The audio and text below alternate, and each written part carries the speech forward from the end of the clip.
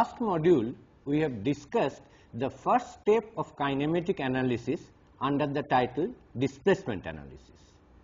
Today, we shall start the second step of kinematic analysis, which we call velocity analysis.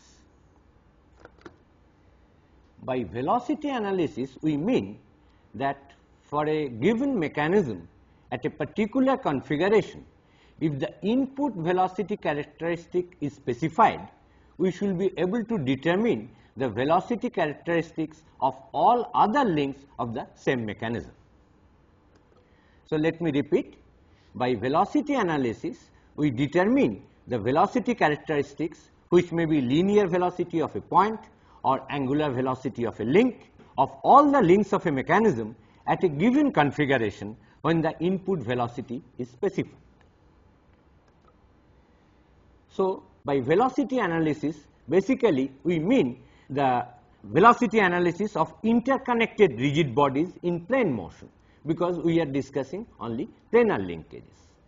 But before getting into the details of this velocity analysis of interconnected rigid bodies, let me recapitulate some basic points of the kinematics of one rigid body which is under plane motion. So, plane motion of a rigid body, some basic points let me recapitulate first. We should remember that in plane motion, the angular motion of a rigid body is the same as that of a line on that rigid body in the plane of motion. This we will explain a little later. Second point is that the angular velocity and angular acceleration vectors of that rigid body are always perpendicular to the plane of motion.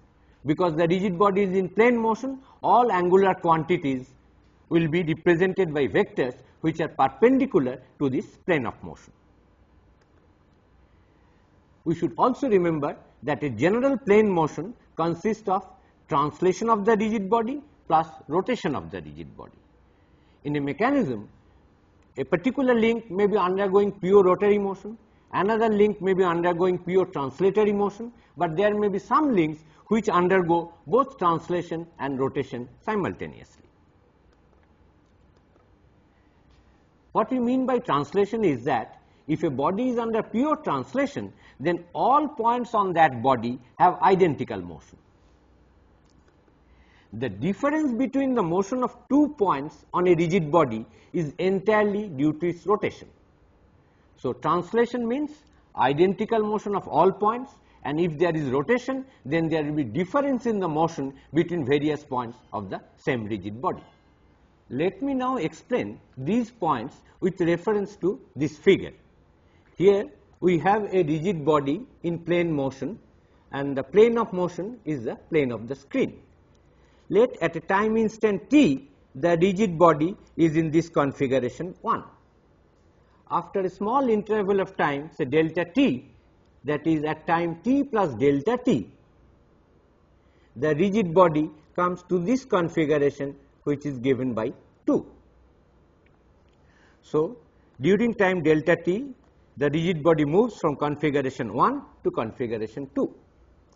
And we consider 2 points on the rigid body, namely B and C. We say B1, C1 are the locations of B and C at configuration 1, and B2 and C2 are the locations of the same points B and C in configuration 2. Now, this is a general plane motion of this rigid body. As I said, the plane of motion is the plane of the screen, let us say x and y. X, y is the plane of motion. So, all angular quantities like angular velocity or angular acceleration of this rigid body will be perpendicular to the plane of motion, that is perpendicular to the screen, which we will denote by the z axis with a unit vector k. As I said earlier, for this plane motion, the angular motion of the rigid body will be same as the angular motion of a line on this rigid body, for example, the line B1 C1. So, what we see that the line B1 C1 has come to the position B2, C2. So, the line B1, C1 has moved and also rotated and occupied the position B2, C2.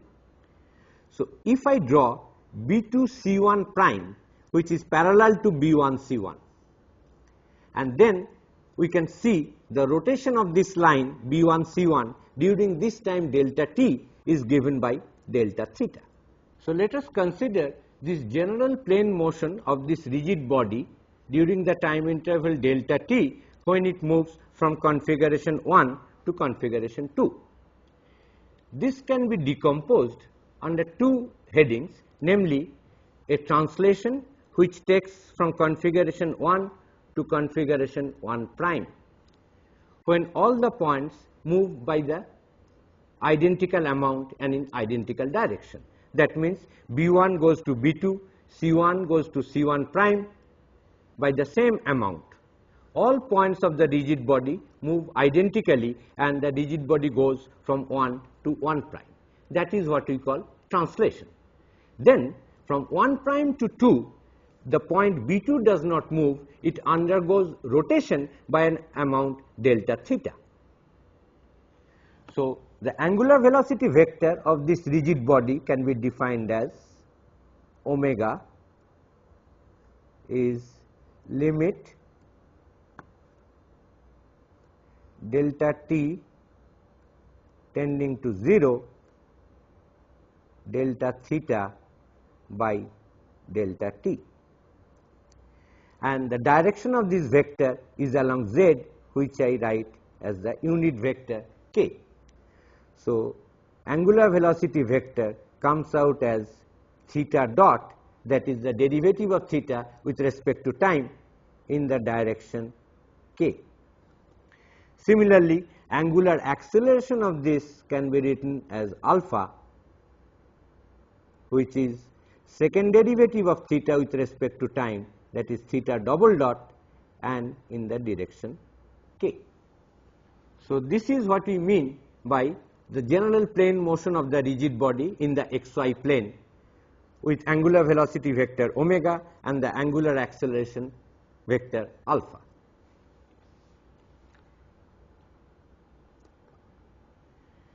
Now, as we see, during the translation there is no difference between the motion of various points of the rigid body like B and C. They underwent identical motion. The difference in motion between C and B is entirely due to rotation, that is due to this angular velocity vector omega. Positive k means counterclockwise direction.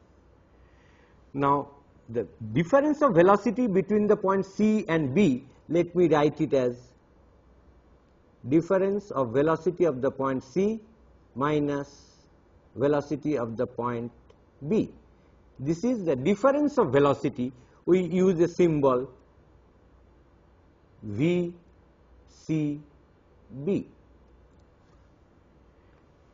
As we have noticed, this is entirely due to the rotation of the rigid body. That means the point C with respect to B moves in a circle and the angular velocity of the line BC is omega.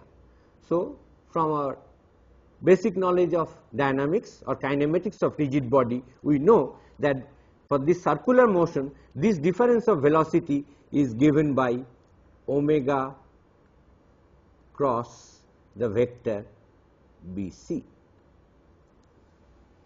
So, this is one very basic result which we will be using very frequently in our subsequent velocity analysis, that if we consider two different points B and C on the same rigid body whose angular velocity is omega, then the difference of the velocities Vc minus Vb is given by omega cross Bc. Now, we consider the difference of acceleration between these 2 points, namely C and B.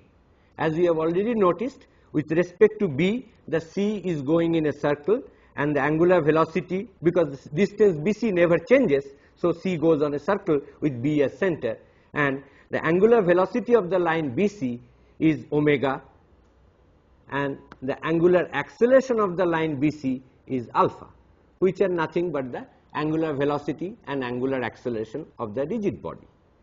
So now we can write the difference of acceleration between these 2 points, namely AC minus AB,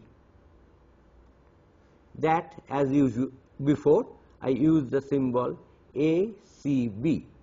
This is the difference between the acceleration of the 2 points, namely C and B, on the same rigid body. That is given by, there is a centripetal acceleration due to the circular motion, which is given by omega cross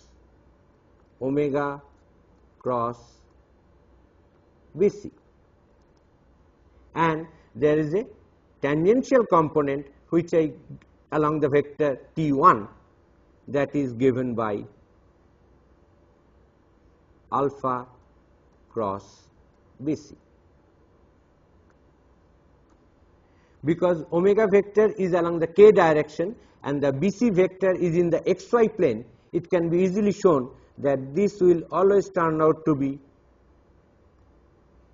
the first term will be omega square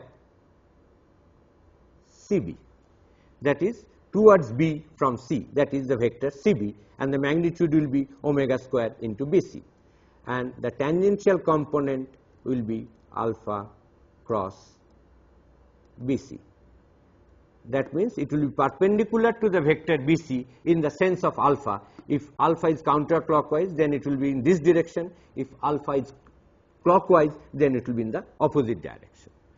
So we get the relationship between the difference of 2 points of the velocity like B and C given by omega cross BC.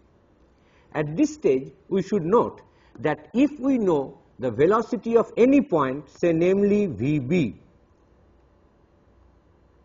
which is a 2-dimensional vector, that is 2 components of VB, and the vector omega, that is the angular velocity of the rigid body, then I can determine velocity of any other point, namely C, using this relation, that is velocity of any other point C, Vc, can be obtained from Vb plus omega cross Bc. We should note that there can be only 3 independent unknowns, namely 2 components of Vb and omega. Then velocity of all other points on that same rigid body is completely determined by this equation. Similarly, if we are given acceleration of a particular point AB, which has 2 components, that is 2 unknowns, and the angular velocity vector omega and the angular acceleration vector alpha, then acceleration of any point C can be determined using this equation, that AC will be AB plus these 2 components. So there can be 4 unknowns, namely 2 components of AB and omega and alpha, and then all acceleration of all other points on that same rigid body is completely known.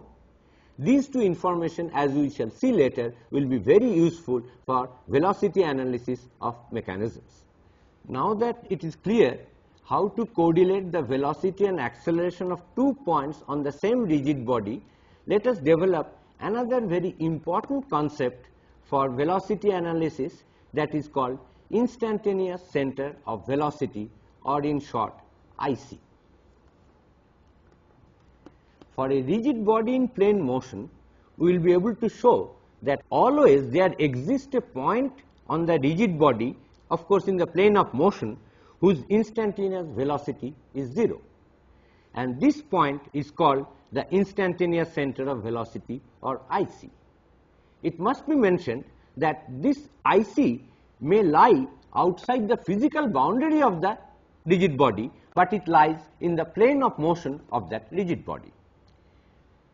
If a rigid body is under pure translation, then obviously no points has 0 velocity. In that case, we say that the IC lies at infinity in the direction perpendicular to the direction of translation. Just like a prismatic pair we considered as a revolute pair in a direction perpendicular to the direction of sliding. Let me now show that there does exist such a point that which we call the instantaneous center of velocity. To prove the existence of instantaneous center of velocity for a rigid body under plane motion, let us consider this figure. We consider 2 points, namely A and B, whose velocities are given by Vb and Va. We have already seen that if Va is given and omega is given, then Vb is completely determined. That means both Vb and Va having 4 components cannot be independent. Now, let me draw perpendicular to these velocity vectors. At B, I draw the line Bi, which is at 90 degree to Vb. And at A, I draw a line Ai, which is at 90 degree to the velocity vector Va. These two perpendicular lines drawn at A and B meet at I. We will show that the velocity of this point I of the rigid body at this configuration must be 0, and that is what is called the instantaneous center of velocity for this configuration. To show that Vi is 0, let us consider the component of the velocity Va in the direction of AB. That will be Va cos theta.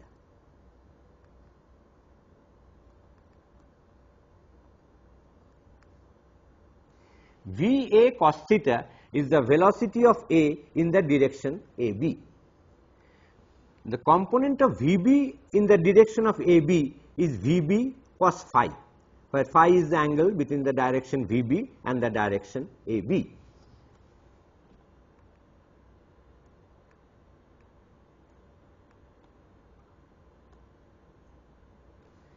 Now, the distance AB never changes. That means these two velocity components must be same. That is, the component of Va along AB must be same as the component of Vb along AB, because the distance AB never changes. So, I can put Va cos theta is same as Vb cos phi. Now, if I consider the triangle IAB, let us consider the triangle IAB.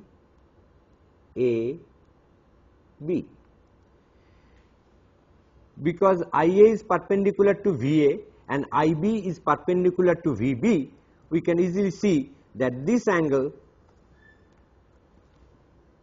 is pi by 2 minus phi, and this angle, that is between IA and AB, is pi by 2 minus theta.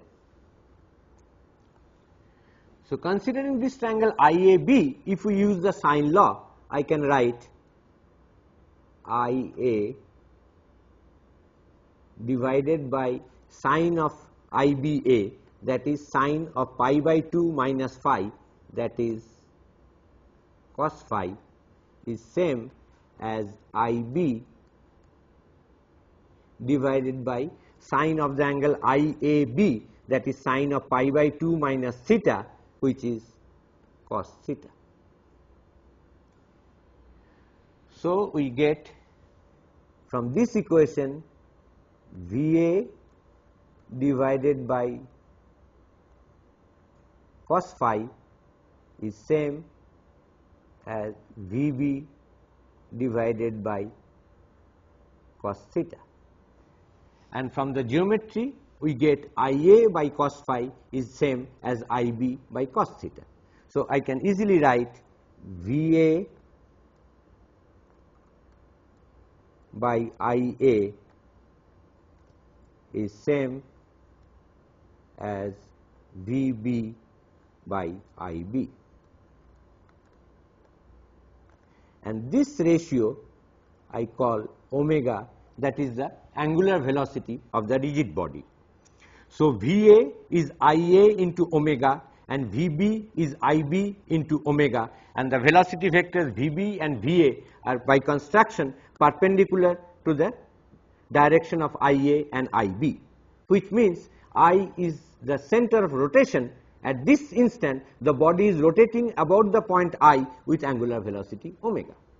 In fact, you can also prove that velocity of I is 0 by considering the velocity of the point I in two different directions, namely Ia and Ib. To find the velocity of the point I along Ia, I come from the point A. Velocity of A is along Va, so the component along Ia is 0. And I and A are 2 points on the same rigid body, so velocity of I along Ia is also 0, because the relative velocity of A and I along AI is 0. Velocity of A along AI is 0. Velocity of I with respect to A along AI is also 0. So, velocity of I along this direction AI is 0. Coming from the point B, I see that the velocity of the point B is perpendicular to IB. So, component of Vb along Bi is 0. So, velocity of I along Bi is same as the velocity of B along Bi. So, velocity of I along Bi is also 0. Thus, the velocity of the point I is 0 along two directions, along AI, and it is also 0 along Bi. So, if Vi is a two-dimensional vector and if it is 0 in two different directions, then velocity of I must be 0. So, we get velocity of the point I, which I write Vi, is 0 at this configuration, and this is what is called the instantaneous center of velocity. Now that we have explained the concept of instantaneous center of velocity, let us extend this concept between two moving bodies. Previously we said one rigid body which is moving and there exists an instantaneous center of velocity. Now let us consider two moving bodies, say numbered 2 and 3. Then we can define a relative instantaneous center, say I23, as a point on body 3 having 0 relative velocity, that is same absolute velocity with respect to a coincident point on body 2. Let me repeat. We are talking of two moving rigid bodies, say number 2 and 3. We define a relative instantaneous center between these two bodies 2 and 3. I call it I23. What is I23? Now, this is a point on body 3 having 0 relative velocity with respect to a coincident point on body 2. So, from this definition, it is very clear that I23 is same as I32. In light of this relative instantaneous center, we can redefine the absolute instantaneous center of velocity, which we discussed earlier, as the relative IC with respect to fixed link 1. As you know, in mechanism there will be a number of rigid bodies, interconnected rigid bodies in plane motion, and there is a fixed link which we always numbered as 1.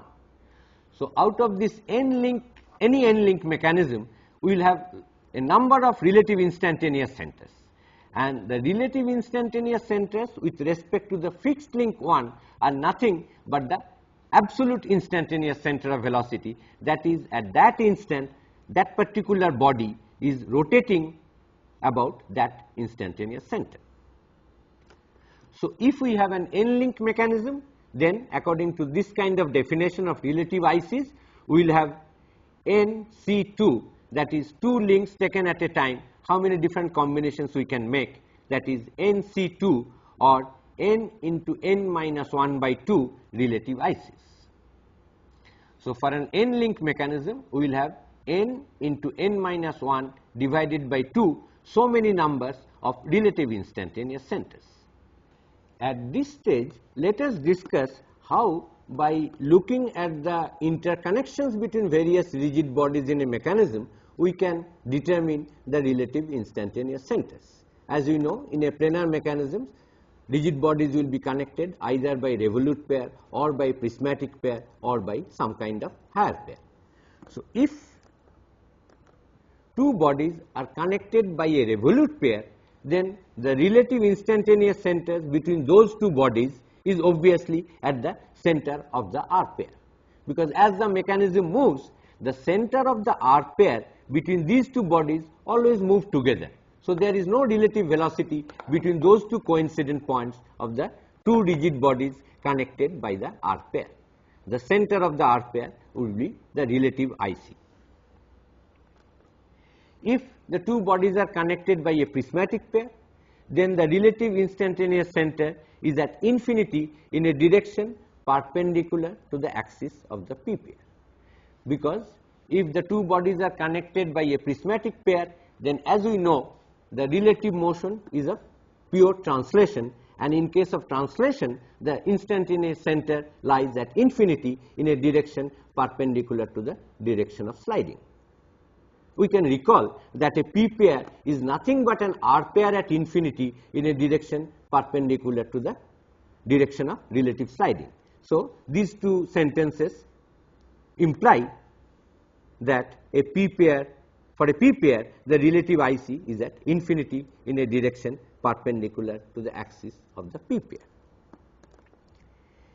Suppose we have a higher pair with a kinematic constant, that one body rolls over the other without slipping. That means it is not a normal higher pair, it is a higher pair with a kinematic constant that there is no slip at the point of contact. So, from no slip condition, I know that velocity of the 2 points of contact belonging to two different bodies must be same. That is the condition for no slip. Consequently, the point of contact itself will be the relative IC between those two bodies which are connected by a higher pair without slip. But for a general higher pair where slipping is allowed, that means one body simultaneously rolls and slides over the other, when it constitutes a general higher pair, then the relative IC lies somewhere on the common normal at the point of contact. We cannot determine it exactly where on this line common normal it will lie, that requires some other information, but we know that it must lie on the common normal at the point of contact. At this stage, let me say that there is a very important theorem called Aronhold-Kennedy theorem of three centers, which will be very useful to determine all the relative ICs of a mechanism along with the information that we have just now discussed. That is, at the R pair, the relative IC is at the center of the R pair. At a P pair, the relative IC is at infinity in a direction perpendicular to the direction of relative sliding. If it is a higher pair without any slip, then it is at the point of contact, and if it is a general higher pair with slip, then it is somewhere along the common normal at the point of contact. With this information plus the application of Aronhold-Kennedy theorem, we should be able to determine all the relative ICs of planar mechanisms having up to 6 links, which is sufficient for our purpose. So, next let me state and prove the Aronhold-Kennedy theorem. So, Aronhold-Kennedy theorem of three centers is the following. If three rigid bodies are in relative motion, we are talking now three rigid bodies which are in relative motion, but they may not be interconnected. But with three bodies, we have three relative ICs, because 3C2, that is 3 into 3 minus 1 divided by 2 gives you 3. So, three rigid bodies in relative motion, there are three relative ICs. The Aronhold-Kennedy theorem says that these three relative ICs must lie on a line. That is, the three relative ICs are collinear. We shall prove the Aronhold-Kennedy theorem by contradiction. That means, we will assume them to be non-collinear and show that that is impossible. which means they have to be collinear.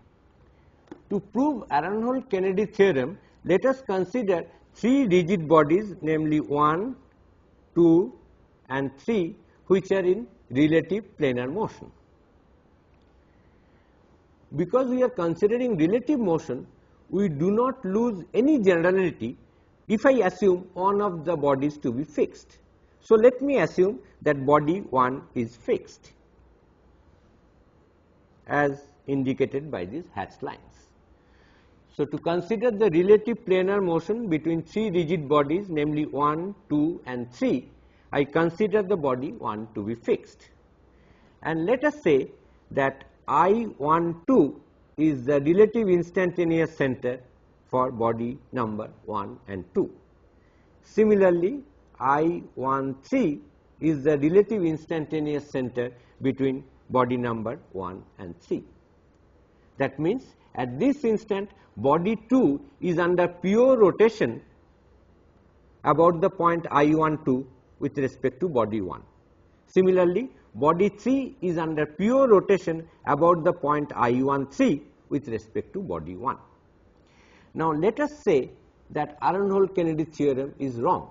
That means, the instantaneous center I23 need not lie on the line joining I12 and I13, and let us assume it is at this location I23 prime. Now, if I23 prime is the relative instantaneous centers between body number 2 and 3, then it must have the same velocity whether I consider it to be a point on body 2 or I consider it to be a point on body 3. That is the definition of relative IC I23. If I consider it to be a point on body 2,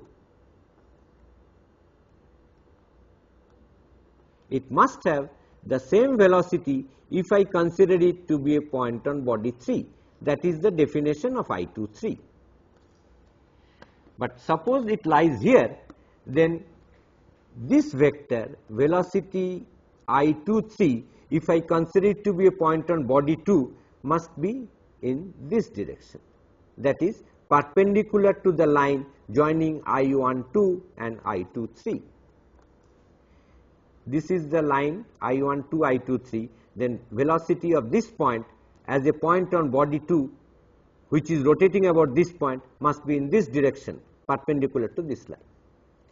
But if I consider this point to be a point on body 3, which is rotating at this instant about I13, then the velocity must be perpendicular to this line joining I13 and I23, that is in this direction. And these two directions are different, so this equation can never hold good.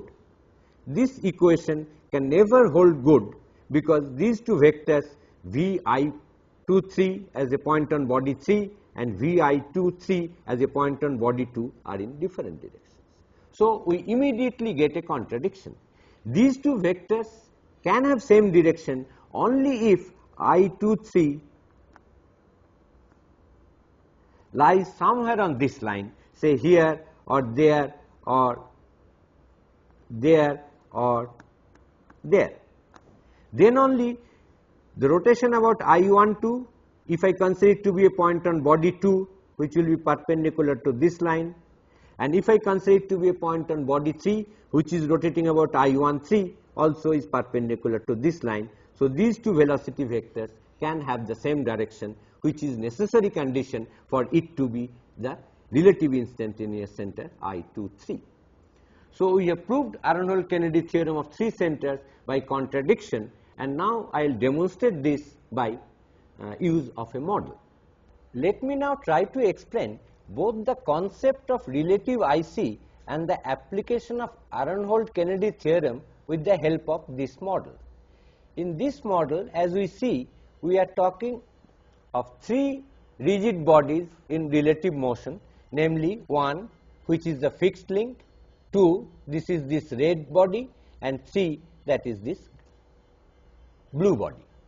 So, now 1 and 2 is connected by a revolute pair here. So, immediately I locate the relative instantaneous center 1, 2 at this point. Similarly, body 3, which is connected by a revolute pair with 1 at this point, I consider this as 1, 3, the relative instantaneous center 1, 3. Now, 3 and 2 has a higher pair at this point of contact. So, we are talking of 3 rigid bodies, namely 1, 2 and 3. 1 and 2 has a revolute pair here, 1 and 3 has a revolute pair there, which means I have located 2 relative instantaneous centers, namely 1, 2 and 1, 3. Now, the relative instantaneous center 2, 3, I know must lie along the common normal at this point of contact. This is a general higher pair. We have already discussed that in case of a general higher pair, the relative instantaneous centers, in this case between body 2 and body 3, that is I2, 3, must lie on this common normal. And we also know from Aronhold-Kennedy theorem that 1, 2, 1, 3 and 2, 3 must be collinear. That is how we determine the location of 2, 3 at the intersection of this common normal and this line joining 1, 2 and 1, 3. 1, 2, 1, 3 and 2, 3 must be collinear and 2, 3 must lie on this common normal that determines this location 2, 3. So, this is the relative instantaneous center 2, 3 between two moving bodies 2 and 3. By definition, at this instant, if I consider this point to be a point on body 2, that is this red link, or a point on body 3, that is this blue link, they have the same velocity. So, as we will notice that around this configuration, these 2 points on body 2 and body 3 at the location of I2, 3 move with same velocity. However, these 2 points now, as we see, have moved differently. This is a point 2, 3 on body 2 and this is the point 2, 3 on body 3. At this location, at this configuration, their velocities are same. So, around this configuration, they move almost with same velocity. At this instant, with exactly same velocity, around that region, almost with same velocity. So, there is not much of separation. However, when they have moved a lot, as we see, that point 2, 3 which was here as a point of body 3 has come here and as a point on body 2 has come here. I hope this clears both the concept of relative instantaneous center and the application of Aronhold-Kennedy theorem, which we shall continue subsequently. Let me now summarize what we have covered in this lecture. We started with the general plane motion of a single rigid body and have shown that if we know the velocity of any point on that rigid body and the angular velocity of the rigid body, then we can determine the velocity of all other points on that rigid body. Then we have shown that if we know the acceleration of a point on that rigid body and the angular velocity and angular acceleration of the rigid body, then acceleration of all other points on that rigid body can be determined. Next, we showed the existence of the so-called instantaneous center of velocity. That means, for a rigid body in plane motion, there exists a point about which at that instant the body can be considered to be under pure rotation. Then we extended the concept of instantaneous center to relative motion of between two moving bodies. Then we defined relative instantaneous center exactly the same way. Finally, we have stated and proved the Aronhold-Kennedy theorem of three centers, and finally we have shown the concept of relative instantaneous center and the application of Aronhold-Kennedy theorem for determining all the relative ICs of a particular mechanism. In our next lecture, we will continue with the application of these instantaneous centers, their determination and their use for continuing the velocity analysis of planar mechanisms.